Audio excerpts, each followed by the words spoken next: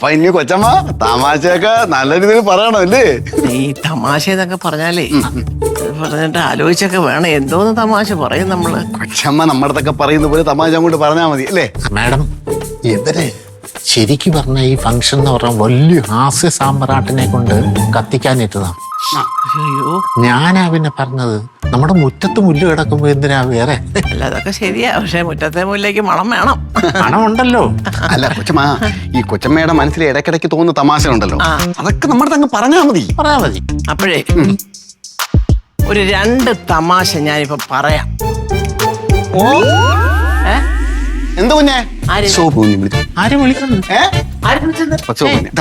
വല്ലതും കഴിക്കാനായിട്ട് വരുന്നേ. ആര് വിളിച്ചത് ഇവനെ? ചോടാ, അതാ മാനേജർക്ക് ഞാനൊരു 2 തമാശ പറയാം. അല്ല, ഓഫീസിൽ പോണ ഇൻകം ടാക്സിന്റെ എനിക്കില്ലാത്ത എന്താ തനിക്ക്? അവിടെ ഇരിക്കണോ? താനെന്താ മോന്തൊക്കെ ഇങ്ങനെ വെച്ചോണ്ടിരിക്കുന്നത്? ചിരിച്ചോണ്ടിരിക്കുക. അതായത് ഒരു ദിവസം ഞാനിങ്ങനെ പറഞ്ഞു തുടങ്ങുന്നതിന് മുമ്പേ ചിരി തുടങ്ങി.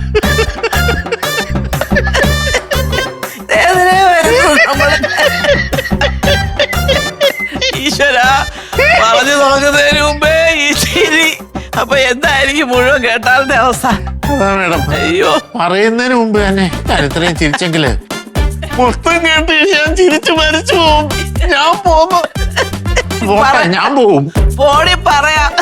അയ്യോ, എന്ത് ചെയ്യും ദൈവമേ.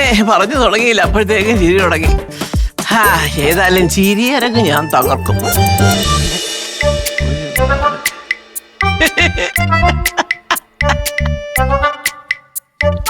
അയ്യോ, രാവിലെ തുടങ്ങിയതാണല്ലോ ഈ എഴുത്തും ചിരി.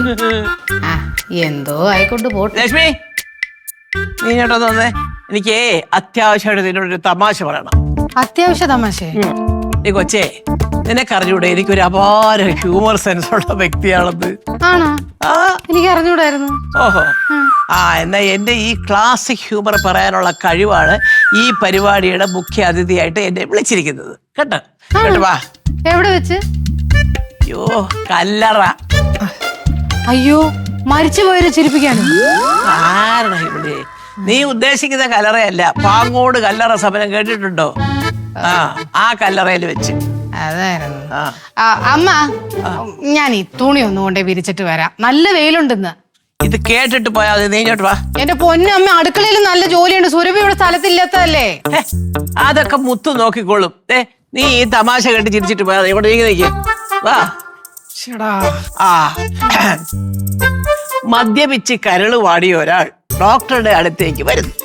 ഡോക്ടർ പരിശോധനയിൽ നിറയെ മരുന്ന് എഴുതി കൊടുക്കുന്നു. മരുന്നിനെ നോക്കി മദ്യപാനി ഡോക്ടറോട് ചോദിക്കുന്നു,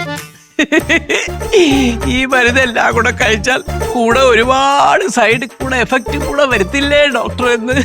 അയ്യോ, എന്നിട്ടെന്തോ ഇതിന്റെ തമാശ. ഫ്ലവേഴ്സ് ഒരുക്കുന്ന കാഴ്ച വസന്തം യൂട്യൂബിൽ പ്രേക്ഷകർക്ക് ലൈവായി കാണാം. ഫ്ലവേഴ്സ് കോമഡിയിൽ ജോയിൻ ചെയ്യൂ, ആസ്വദിക്കൂ.